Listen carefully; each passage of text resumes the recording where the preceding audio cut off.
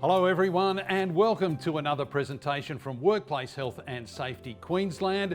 This time it's all about how wellness impacts safety, the pain science, presented by James Fletcher, a leading occupational physiotherapist and exercise physiologist. I'm Chris Bombolis, Media Manager for the Office of Industrial Relations, and I'll be your MC for today. Firstly, can I acknowledge the traditional custodians of the land on which we meet today and pay my respects to their elders past, present and emerging. I'd like to extend that respect to Aboriginal and Torres Strait Islander peoples watching today. Safe Work Month is held every October and is all about raising awareness of work health and safety. This year's Safe Work Month looks a little different thanks to COVID-19. This interactive session will explore how new ideas and findings in pain science and fatigue can help us to better understand accidents and how pain presents in the workplace. Understanding that pain is complex and influenced by many factors other than tissue damage, such as communication, support and fatigue, and will help you to deliver more effective wellness programs in your workplace.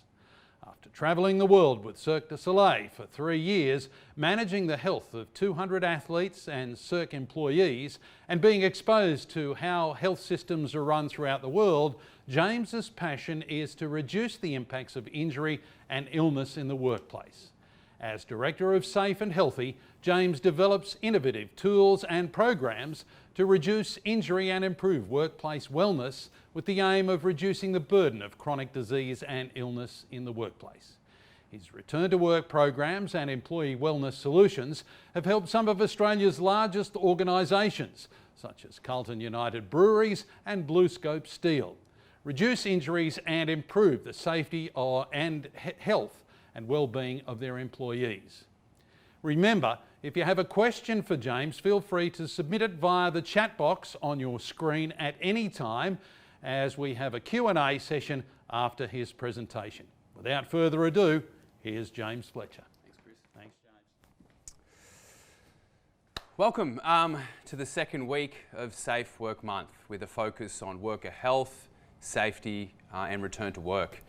So my plan today is, unlike Chris, is to not mention the C word during my talk. I'm sure we're all sick of it. In fact, I think I've got my hair gel down here somewhere, some hand sanitizer. But of course, the C word has led to huge impact on employee health, mental health, and this has led to some current challenges that we will unpack today. So how your employee health interacts with safety, that's our session today, and how those outcomes for your employees and organisations can be improved. Of course, at the end of this week, Mental Health Week kicks off, so stay tuned for some more amazing presentations throughout the week. Today, I'm here to paint a picture, and the evidence is clearly shining a light on how employee wellness turns up in your workplace. Sometimes it's as musculoskeletal pain, not an injury. And there's a big difference there. And it has been exposed recently at some of the sites that we work at, look at downsizing, preparing for a downturn in their production. And in fact, they are busier than ever before with less staff. So we are seeing many low-load repetition pain presentations, not injuries, in the workplace, which at the end of this presentation, we should all better understand together the difference between pain versus injury. So has your employee slept last night? How much physical exercise do they do? What do they put in their mouth? And who are the wellness leaders on your site? All of this stuff matters. And we'll briefly touch on the wellness pillars and examples of how we look. Actually, I forgot to push my little button. Maybe I should push that. It's often how we look at the wellness pillars in today's society, and we'll have a look at that as a whole. And it's often overused, this term, wellness. You know, it's kind of like the word holistic as well. It's not really well defined and it's a little bit airy-fairy. So hopefully we can put a picture on that for everyone listening today. We also hope to shed some light and more importantly on how employee wellness builds force fields. All right, now this probably doesn't mean much at the moment, but hopefully at the end of this conversation it will. So we're going to discuss some ideas on the normal pathways that you might use in your organisation to manage pain and injury. And are we going against this idea of employee wellness when we're managing pain and injury? And an overwhelming amount of evidence shows us that pain is being experienced by your employees on site. And maybe it is just that. It's just pain. It's not an injury that needs to be managed in this fee-for-service model that we'll discuss. So I'll discuss more of this towards the end of my presentation today. And something that's popped up, and I'll try and use a lot of examples that we see on our sites across Australia. So recently we've seen a lot of increase in tennis elbow presentations on site, particularly in the manufacturing areas. So, what's going on there? Is it something around this more work with less employees, with a more stressful environment, with the C word running around in our heads all the time? Stress from home life. The kids are at home because they couldn't have been at school, less time with the family, less time to eat. All of these ideas are starting to build a picture for us about pain presentation in the workplace. So we've got a lot to cover. So quickly, who am I?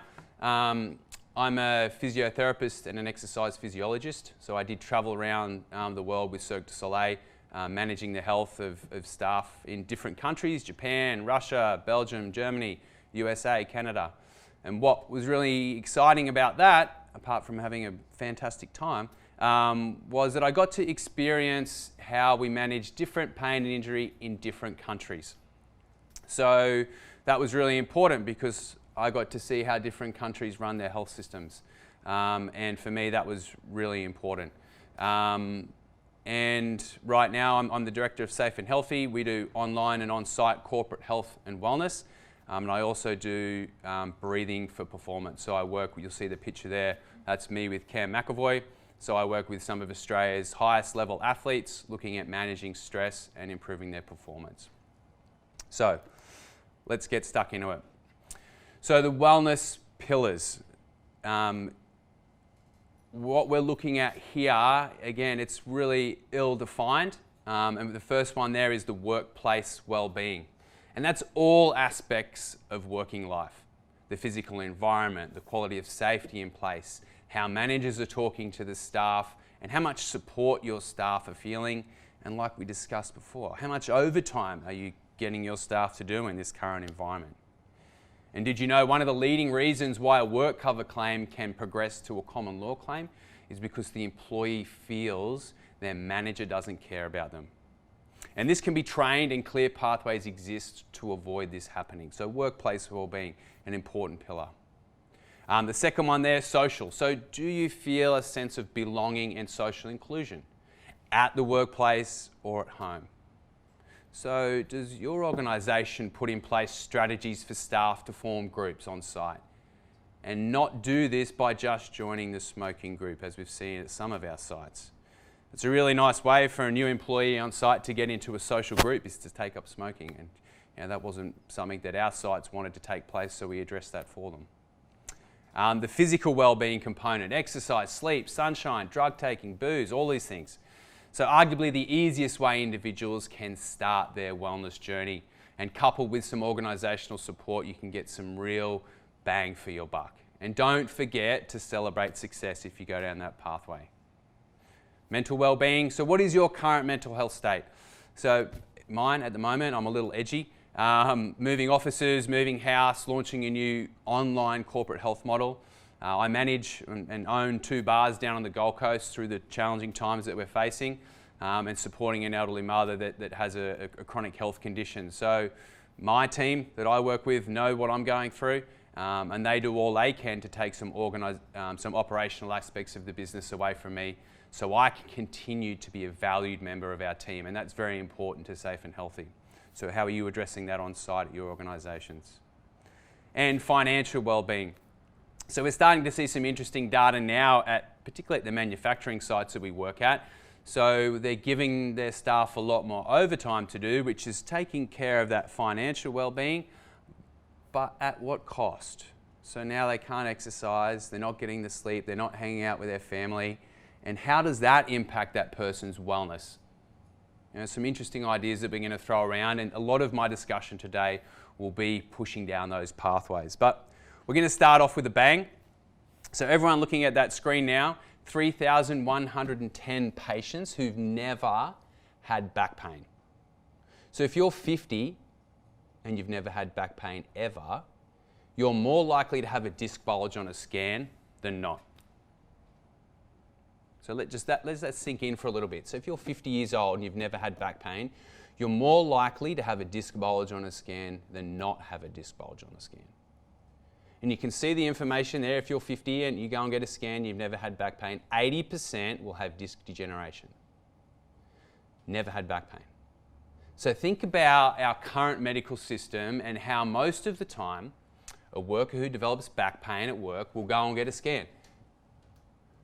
And what do you think happens to a worker's pain level and recovery when they've been shown by a doctor that they have a disc bulge? They've seen the picture on the scan, they've seen the nasty words in their report, they've seen a rotator cuff tear, they've seen knee degeneration on the scan. Do you think this is going to make this person better? Do you think this is going to help their rehabilitation journey? We'll hopefully answer that later. Actually, let's just answer it now. Here's a study. Lorimer Moseley, one of the professors of pain science, looking at exactly how we respond to pain. So the study was, hand down, put a cold spoon on the top of the hand and show the person either a blue light or a red light. And it turns out if you show them a red light, they're going to experience more pain than they show them the blue light with the same stimulus. So where's the pain coming from? Or how are we influencing pain? Well, hopefully we can get to that. Another one, shoulder.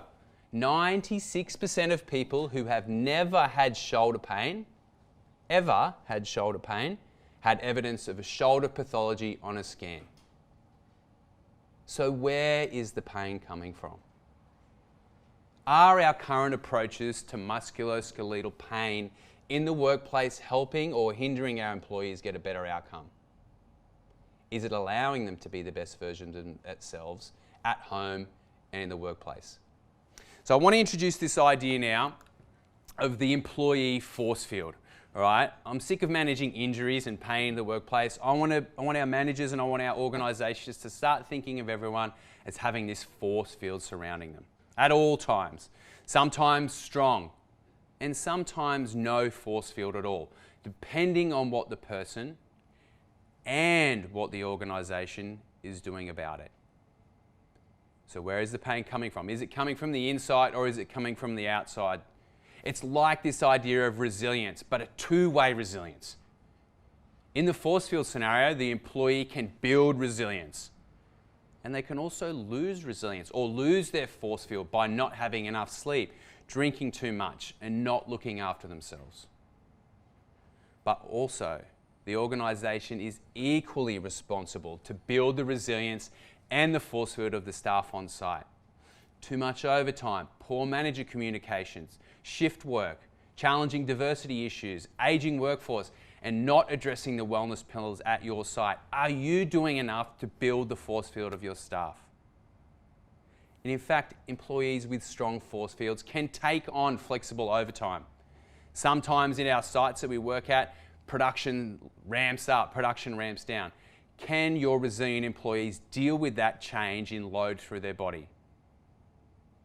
A strong, resilient employee can have a new baby at home and still manage a work-life balance and handle a disagreement in the workplace and not lose their top in the process. We'll use that example of tennis elbow again. So the tennis elbow discussion, employees are doing lots of overtime at the moment in some of our sites, are dealing with the kids at home, and this has put a lot of stress on relationships. So what are their force fields looking like right now? And we are seeing a lot more tennis elbow presentations in sites and at doctors' offices around the country right now.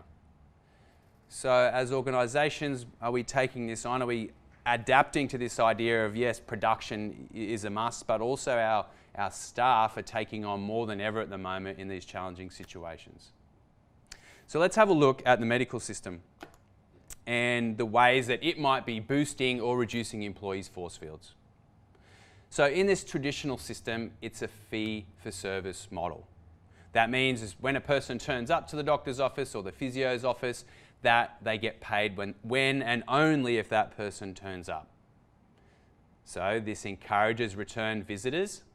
It also encourages fear-mongering, encourages rest, and this idea of the scanning dilemma that we popped up before.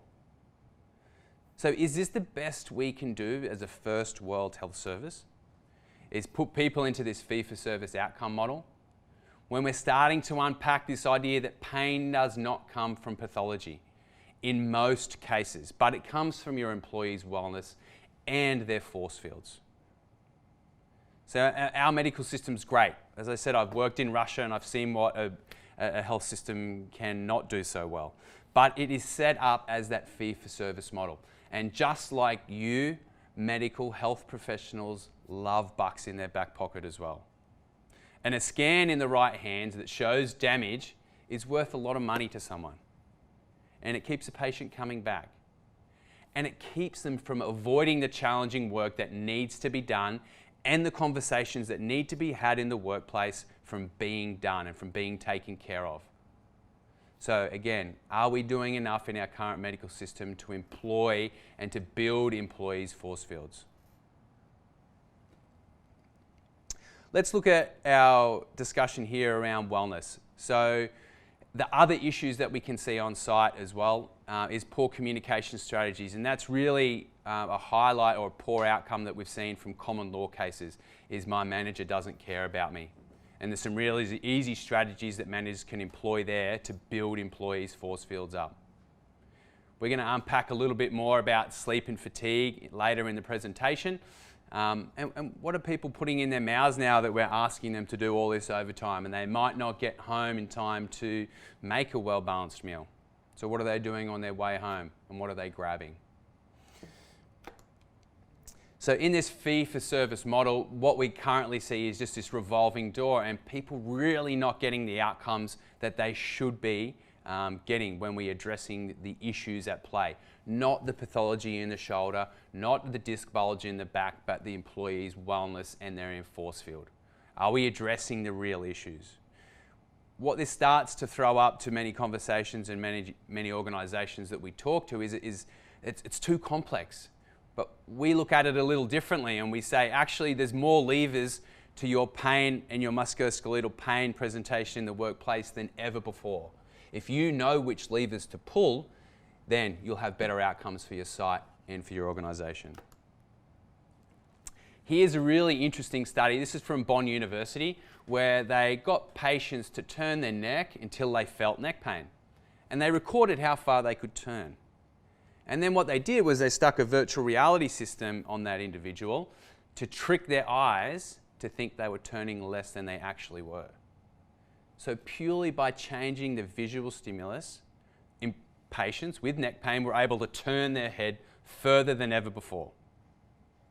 So again, where is pain coming from? And what are we doing in our current approaches to musculoskeletal rehab in the organisations and in the medical system to enable us to have better outcomes? So when we look at sites, and particularly with our first discussions with organisations, we talk about the big three. So pain versus injury. We're all dealing with similar issues in organisations across the nation: diversity, ageing populations, and really lots of shoulder pain and lots of shoulder surgeries that don't need to take place. And these strains from repetitive low-loading situations. So if someone hasn't had an injury, if a forklift hasn't run over their foot, if a piece of steel hasn't fallen on their shoulder, and we're dealing with a repetitive strain injury, a repetitive strain presentation, we try to avoid this idea of talking about injuries and really talking about pain presentations in the workplace. And that comes from your managers and supervisors' communications. When we're looking at sleep and fatigue, so if your fatigued workers are coming on site, their risk for error increases 230%. And in production demands currently, when we're asking more staff to do more overtime than ever before, and they've got to commute 1.5 hours now back home, is an organisation really doing all it can to reduce the risk of safety issues on site? And not only that, but the acute and long-term health effects of employees suffering from lack of sleep. and mental wellness here. So it's a big issue on a lot of our sites that we work with as well. It's a complex situation, and I remember 10, 11 years ago when we started rehabbing patients with injury, there was a real big challenge about managing injuries. And what return to work plan do we do? What suitable duties can we give this person? And now we're starting that journey in the mental health space. So it's hard to have a communication with someone on site who is suffering from a mental wellness injury or mental wellness presentation. It's challenging to put suitable duties programs together for those individuals on site. But with the right education and understanding and approaches to having those conversations on site, I think we can have some really big wins with those big three. I hear this all the time, particularly coming from doctors and also coming from employees who've had those conversations with other people on site. Oh, he's stuffed his shoulder because he's worn out. He's been here for 20 years, of course his shoulder's worn out. Or, Barry's knees are buggered because he's gone up and down those stairs all the time. And that's BS. Like, that doesn't happen. We don't wear the body out like that. If we are going to wear the body out like that, then wouldn't our marathoners runners have no knees left? And there's Cam McAvoy, 1.5 million times a year, he puts his hand above his head and pulls an 80 kilogram load past his body. 1.5 million times a year. An average swimmer's career is 15 years. So if we're going to wear the body out, our swimmers are going to be around there with no shoulders and our marathon runners are going to have no legs left. So the body responds to load. It's not a piece of machinery. We can't wear the bearings out of the body. In fact, if I was to punch Chris in the forehead, for 2 years, he would develop a thicker forehead bone in response to the loading. So we grow in response to load. And this idea that we wear things out, it's heading down the wrong pathway.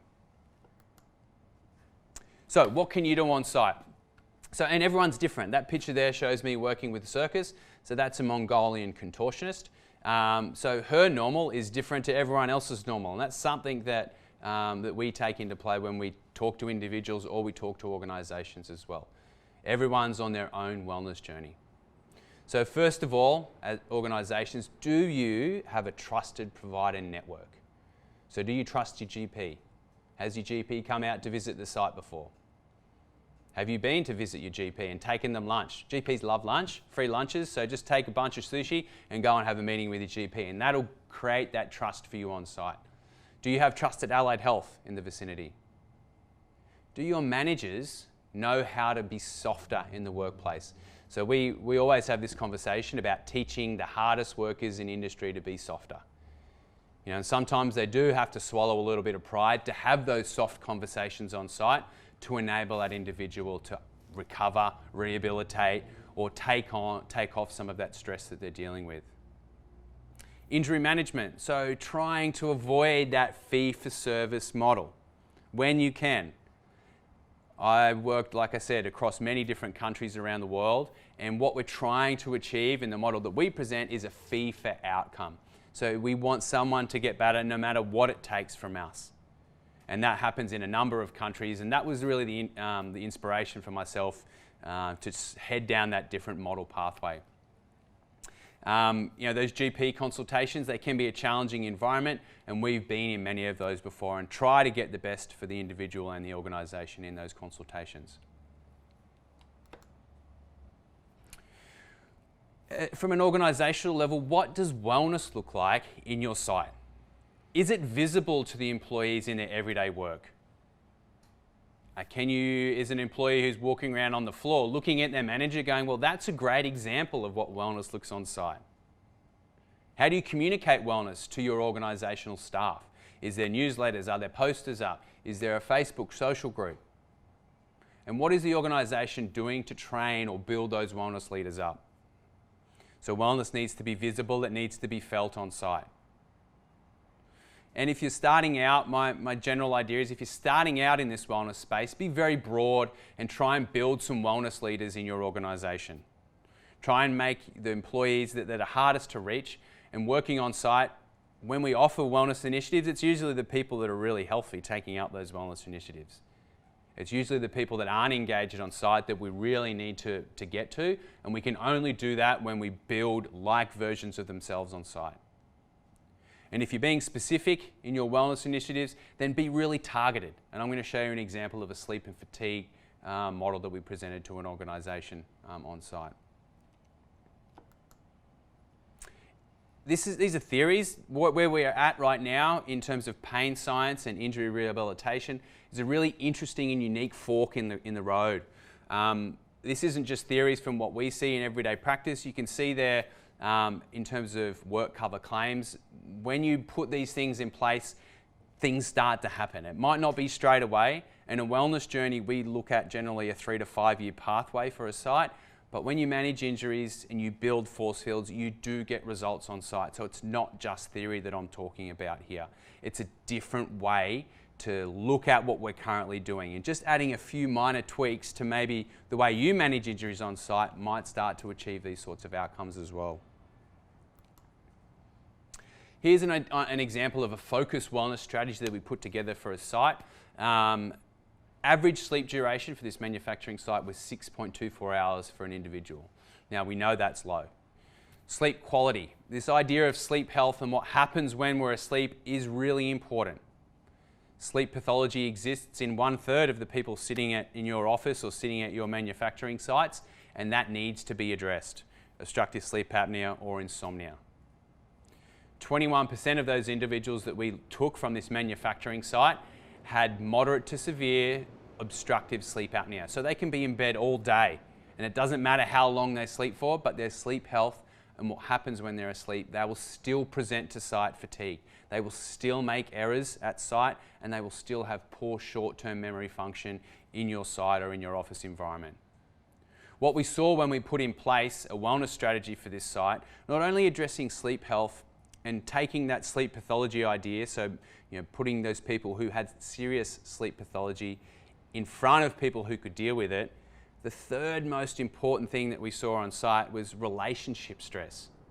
So how do I deal with a challenging conversation with my significant other right before I go to bed? And Soft Startups was something, and if you can Google it now or YouTube it, Soft Startups is a really fantastic tool to have those challenging discussions and not go to bed fuming, and not go to bed like this idea of you're not being able to fall asleep because you're still fuming about that conversation you had with your significant other. And that was the third biggest impact that we saw with our sleep and fatigue, our focused wellness strategy for a site. And here's a good example of sleep health, for this idea of what happens when we fall asleep. So you'll see those yellow arrows on the screen. So they're what we call them waking up. So this is when an individual will be asleep and they won't wake up, they won't know that they've woken up, but they've rolled over, or we call it a disturbance. So this individual came to me and they were suffering from daytime fatigue, and they were getting enough sleep, but what they were doing was having cigarettes, 2 cigarettes before going to bed. Now nicotine's a stimulant, and the stimulant prevented this individual from going into a deep sleep for 3 hours, because it takes 3 hours for that to clear the system. So the reason why he was fatigued on site was because of his cigarette intake before bed. So that's an interesting idea. Again, how your employee wellness starts to interact with safety. So in this sleep and fatigue space, when we are looking at the individual, educate them on sleep health, that exact topic. Smoking before bed is bad, right? You're going to get less deep sleep if you smoke before bed. Turns out if you booze before bed as well, that's not so great. You might fall asleep quicker, but you will get less deep sleep and you'll feel less rested, and you'll wake up not only with a hangover, but you'll wake up with poor short-term memory, poor emotional control, and you won't have the best day on site. A lot of our sites that we work at are shift work. So how do you manage shift work? Particularly with rotating rosters, such a challenge on site. You need to support pathology. So if people do have insomnia or obstructive sleep apnea, then that needs to be addressed. And there's free pathways that exist in our current system that we can access, and there's also private pathways that we've created for individuals to address that. And in terms of from the organisational aspect, looking at sleep and fatigue, how does your managers identify fatigue in the workplace, and what are the controls they put in place to get this individual to the end of their shift safely? All right, that's in a basic nutshell, sleep and fatigue with that really targeted approach. In terms of a broad wellness program, we start out with this idea of get back to life. So we want to build wellness leaders on site. So that there is a shot of Mount Warning, and we took individuals from a site, summited Mount Warning, we filmed the whole experience. They went to exercise physiology, they went to dietitians, and then what we did was train them up about being a wellness leader on site so they were visible to other people on site. They were having the conversations with people on site about diet, about exercise, about managing stress levels, not us. So we feel like that broad wellness strategy and that broad approach is really about building your wellness leaders and visibility on site. So as discussed, developing your leaders on site around wellness is really important. Not only so they can communicate, not only so they can help their staff, but your staff can see what wellness looks like on site. Develop some controls in your organisation so that you can put someone back on the train tracks when they need to be. Does this person know how to have those good conversations with people on site? And there's a structure around having good empathetic conversations with individuals. Return to work planning, so having a clear strategy and a clear pathway for someone to follow is really important. Communication and a plan is probably our two biggest things that we introduce to a site when we are initiating someone with their wellness or with their injury. And again, how to manage fatigue. So how do your leaders manage fatigue in the workplace? In terms of wrapping up, it's a big topic that we've been discussing today, and really that idea of the employee force field. So an individual has a responsibility, an equal and opposite responsibility as a site, to be on site and do all the things necessary to complete their task on site. So I always challenge this idea. Do employees take that responsibility, and that's in the Act, as serious as a site does? If something happens on site, a safety incident happens, then there's an investigation, there's challenges, there's meetings about what happened on site. They take that really seriously, organisations across the nation. But how serious do employees take that responsibility about turning up fit and ready to do their job? And remember, we did discuss that the employee has a role in building their force field up, but also an organisation has a role to play in building an individual's force field up. So they're resilient. And I don't really like that word resilient, but so they can take on a flexible overtime structure. They can take on the challenges of normal life in today's environment. They can have a newborn baby at home and not suffer from stress and related issues because they have a force field, they're looking after themselves, and they are the best version of themselves possible. If you're looking at wellness, developing leaders is really important, and that broad strategy about what wellness looks like on site. And what we do on site is collect a lot of data so that we can use that information to go left or go right. Look at preventative strategies, look at fatigue. And like I said before, we acted in sleep and fatigue for a site because they were having lots of slips, trips and falls. If you're going to be narrow focused, be a results-driven approach like we discussed earlier. If anyone wants to get in touch, please reach out. Today really was a broad discussion looking at some high-level issues in the pain science and how it's dripping into rehabilitation. What hopefully people listening are looking at doing is implementing some of those pathways, and I'm sure we're going to have some questions in the question box discussing about how we act in this space. And really, yeah, if you want to get in touch, then make sure you write a question in the question box now. Chris and I will be discussing that shortly, so we'll be hanging around for a little while longer. So please get in touch. Please put a question in the chat box so we can address it now. Thank you, everyone, for listening. Thanks, James. Yes, you have mentioned there's question time now as we progress into our question and answer session. Remember to go to the chat box if you've got a question. Leave us your name, of course, and then your question. We'll try to get to as many of them as we can. As we set up for our Q&A session segment, can I just ask you a quick one coming from what you said earlier, James? You discussed getting someone through a shift when they're starting to fatigue, when they're starting to get tired, and that's critical in some industries that they are alert all the way through that shift. Now, there's a tendency these days to go for energy drinks, caffeine, a Kit Kat, whatever, chocolate, something that gives them a boost that may get them through to the end of that shift. Is that artificial? Is that any use, or is that just common fallacy? Thanks, Chris. Yeah, good question. Caffeine use is a strategy that we put some of those controls in place for organisations, and it's a strategy that works. Yep. It does relieve some of the adenosine, the sleep pressure on an individual, but it is an acute short-term solution. If this person constantly needs caffeine every shift, then we have to look at the sleep health. So what's driving that fatigue? Is it not getting enough sleep? Is it a sleep pathology? Is it where they live? Sorry? Could that be poor diet? Absolutely. Yeah, poor diet, alcohol consumption, nicotine consumption. It's a big discussion, but we certainly use caffeine as a strategy, but there's many other controls that individuals can have, such as communication strategies, buddies. If you're tired on site and you're doing a big job, maybe we buddy up with each other, and my job's to keep you alert. One of the ones that our sites pull on, they're a 24/7 shift work site, was the 3 a.m. quiz. So 5 questions for $5. So that was a good, we know around that time of night, people are falling asleep. Yep. So giving them $5, and the first person to answer the questions gets $5. Right, well, you answered mine. I'm going to put that on my boss No, because he's in the audience today. $5, I'll buddy up with him. He's got plenty of money. Let's go to our questions now, and there's a number of them, and thank you for your questions. Remember, if you want to get in touch, get onto the chat box, and we'll get to as many as we can. Jody asks this of you, James. In your experience, what's the best way to start a wellness journey in a business? We're just starting out, we want some buy-in, we really want to give this a good crack. What do we need to do?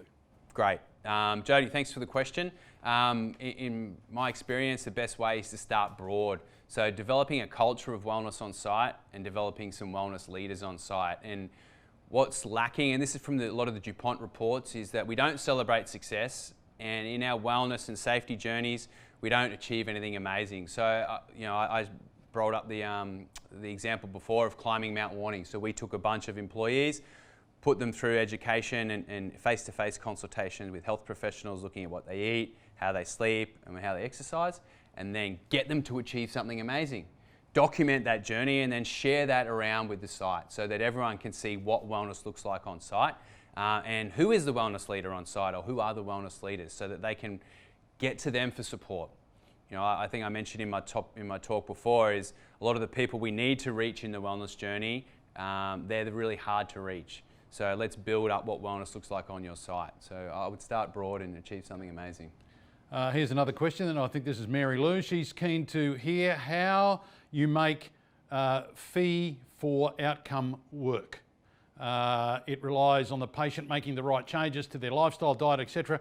While you can influence, coach, guide and educate, how do you ensure that outcomes are achieved? Yeah, it's becoming easier to ensure outcomes are achieved with our interconnectivity, but it is a challenge, like working in a fee for outcome model. That's how the business I work in works. So an organisation will hire us to do a certain job. No matter how many times that individual comes back to see our services, we are paid the same amount. In a private setting, fee for outcome is a challenge. We've seen it work really well in Japan, and I saw it really work in Germany as well, but in some private clinic situations where they can control the environment a little bit more.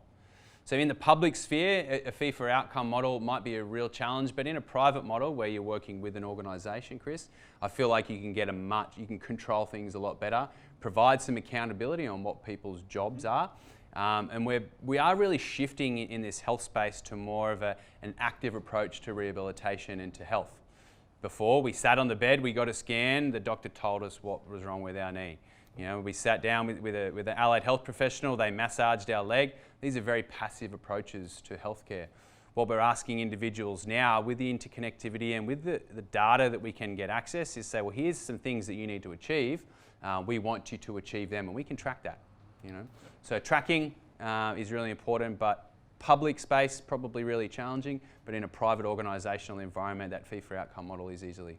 All right, Amy's got one for you. She says, what are some of examples of wellness activities an organisation can implement? So she like a couple of examples of those, of what they can set up. And do you have a good news story of a client or a business you've helped? You've turned them around by putting in place strategies and helping them sift through what it can be quite often quite complex. Yeah. So the Mount Warning one was great. Actually, a better one is a quit smoking campaign. So we did this with some organisations in Sydney, and we took a bunch of the same idea of celebrating success and achieving something amazing. So we took 10 staff from 2 sites in Western Sydney, and my background is in breath coaching, and I trained these individuals to hold their breath. So we built a human aquarium in Sydney Harbour, and we sunk those individuals in front of the health minister and a live audience to show that when you quit smoking, you can recover your lung function and you can achieve something amazing. And they held their breath for 3 minutes. That was the longest we had someone in a live human aquarium in front of a live audience. So yeah, and then again, that was an inspirational story, not only for that individual and their family members, but also other people on site to show them that it's not too late to quit, and your road to journey is in that active part of rehabilitation. And that is a key element for me that you've discussed. It's not too late to quit. Like a lot of us use that as an excuse. Oh, well, I'm too old to go exercise, or I've been a smoker for 40 years. It's no good for me. It's too late. Yeah. But that's just a furphy, isn't it? Yeah, absolutely. It's the best thing you can do for your lung health and your future health is to quit smoking. And we know it's a challenge. I have a personal story with my mum. She's a smoker, still a smoker, and has a lung condition. And so that's why I do my breath coaching, because I feel like it's a really important aspect to me being. But yeah, it is never too late, and it's a challenge for people. It's not like flicking a switch. All right, let's go to Nolene's question. She asks, how do you communicate with a doctor when, in your opinion, they are reckless with prescribing pain medications? You've got a difference of opinion there with the doctor, and the doctor's the specialist, and you're, the amateur in this situation. Well, again, with data and technology and with the C word coming in, people are more open to being conferencing in telehealth situations. Mm-hmm. We've navigated with some of our clients that we will go with that individual in their phone. Mm-hmm. So the person walks into the doctor's office. When they're about to walk into the office, they click a button so that a health professional is talking to another health professional.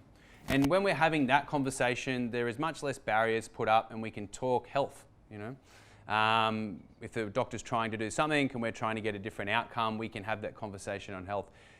It's such a challenge for managers and people when they are going to a doctor's office with an employee, because they might be on the back foot, they're not health trained, and the doctor is sitting there in their big chair and talking down to you saying this is what is happening and this is the best for the employee, when we probably know, as discussed in my presentation, it might not be the best outcome for that individual. So how do you, like I said in the talk, take some lunch to that doctor's office and have a better relationship with those doctors so that you might be able to get some outcomes that you're trying to achieve on site. Get in touch with me about using that service of clicking the button for a doctor's appointment, because we will go to the doctor's appointment for you. Other than that, choose your doctors wisely. Second opinion. Yeah, second opinion. Yeah. All right, let's move on to Samantha. And Samantha has asked us, is there any recommendation on evidence physical-based fatigue assessments? Yep. There's 2 questionnaires that we use. So for the people at home, ESS, that's the Epworth Sleepiness Scale. It's a bunch of questions that will give you an idea of how daytime fatigue is impacting someone on site. The other one that I can recommend is the Energex Risk Calculator.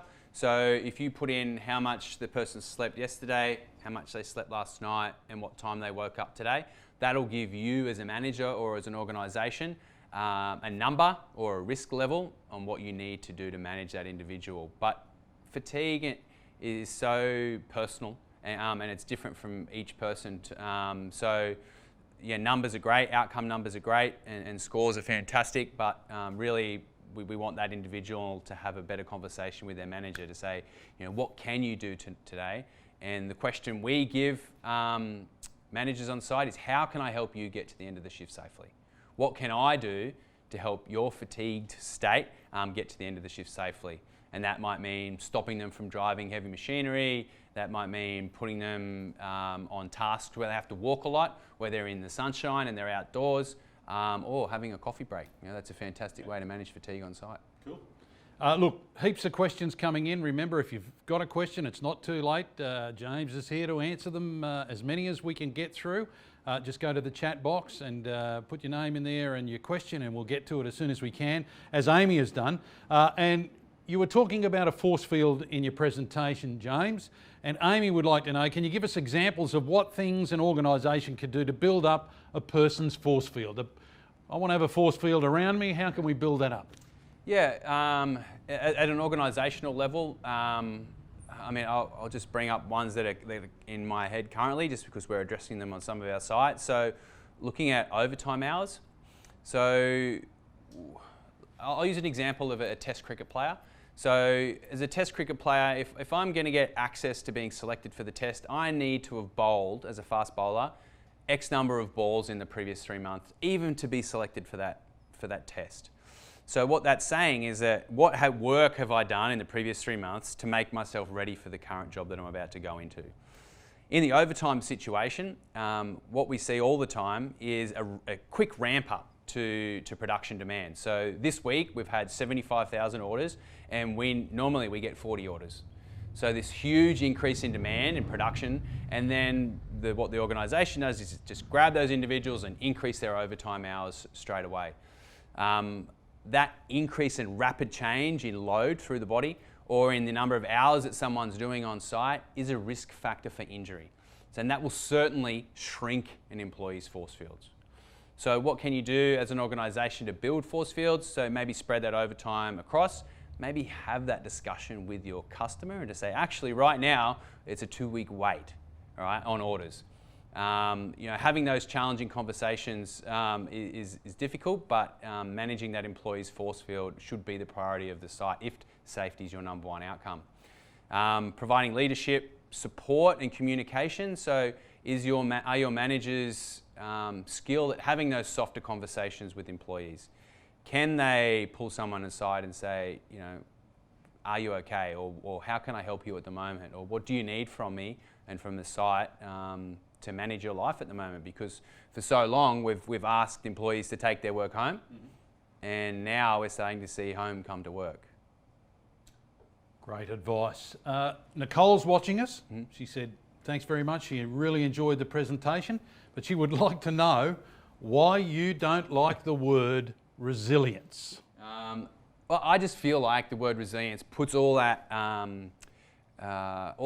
effort on the individual. So, why I need to build my employees' resilience up, and it puts all of that responsibility on the employee. I feel like resilience is a two-way street. The employee certainly has to build themselves up or build their force field up, but it's an organisational's role as well to be part of that resilience. And I feel that that word gets, that employer's role gets lost in the word resilience. Does that make sense? Yeah. Yeah, no, I get it. You're sort of throwing the emphasis or the greater emphasis onto the individual rather than the organisation. It's a shared responsibility, yeah. Okay, yeah, no. Ellie would like to know, do you have strategies for organisations that have remote and lone workers, which is really relevant today especially, and how to achieve building force fields in these work environments? That's another level, isn't it? Because you've got your normal everyday businesses, and now you've got dealing with isolation, remoteness, and sometimes it's really desolate areas, and that, for instance, in mining, which can also be very remote and isolated. Certainly. It depends on the organisation and what type of work they do.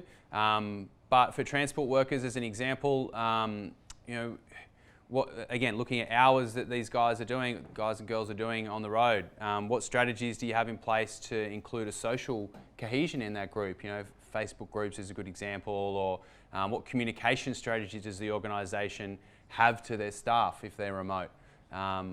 What in terms of the Get Back to Life campaign that we run and put people up the top of mountains, how is the organisation putting health in front of that individual? We saw that we just recently revisited some of the Medicare data looking at allied health consultations, and we are leading the charge in terms of video conferencing staff, particularly remote staff. So your staff, if they are remote, they can access quality health advice, whether it's psychology, physio, dietetics, at the click of a button now. So if you want to build force fields in individuals, the easy wins are in that physical space. What are they eating? Are they exercising? And are they taking care of their mental health?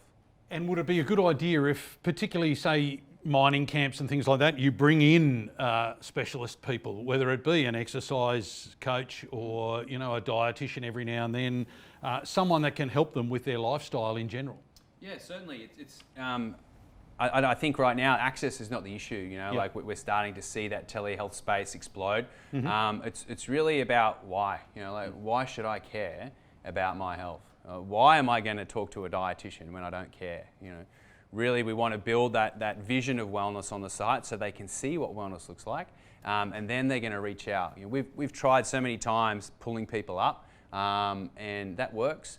But really, we want to show them where the ladder is so they can climb themselves and really shift from that passive approach. Listen to me. Here's the massage. Do this to show. Here's what it looks like to be healthy. And here are some steps that we'll help you with to achieve that goal. So that active approach to workplace rehabilitation.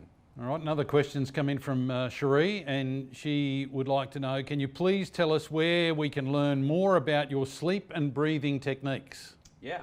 So if you go to FletcherTechniques.com, in my previous roles, I was a sleep health coach. So I tested 1,500 individuals in a personalised sleep health testing scenario and worked out strategies on how they can better sleep, whether it was get better sleep, sleep more, or address their sleep pathology. And I really think it is the foundation of health. If you're not sleeping, you're pushing stuff uphill, and we're really hard to get on top of your pain, on top of your weight, cholesterol, all these other issues. So FletcherTechniques.com is a good resource. There's some blog articles there about sleep and breathing. I work with Olympic athletes, but I also work with industrial athletes, so the guys on the floor as well, looking at how to put a package together to improve their sleep and breathing. So that should satisfy that. This is a great question from Penny. I've read this one, but I'll preface it by saying in the past we've used techniques like the Grim Reaper, scare tactics. We've used the big stick. We've used, or it's come down to a dramatic moment in life where, something happens, be it a death or a serious injury that makes us change. But Penny would like to know, how do you inspire, rather than using those techniques, someone who knows they really do need to drastically change their lifestyle to save themselves from destruction, to take that first step towards well-being? Yeah, 100% right. Penny, thanks for that question. I've seen it as a health professional so many times when you try to get someone to change their habits or their lifestyle, and then it takes, as you said, Chris, such a big, a diagnosis or a close recent death of a family member from an issue or a chronic health condition for them to, kick their butt into gear.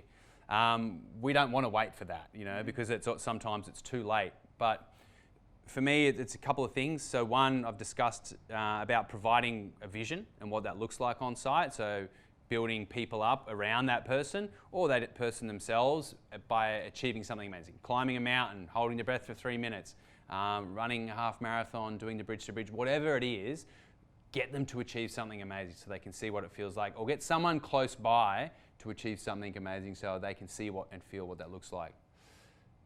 Giving them the time also to achieve that, because in current demands of lifestyle, it's really challenging to find the time to address your health. And I always use this example about, we tried to charge people $7 to go and see the GP a few years ago, and the nation did a backflip. We don't want to pay for our health.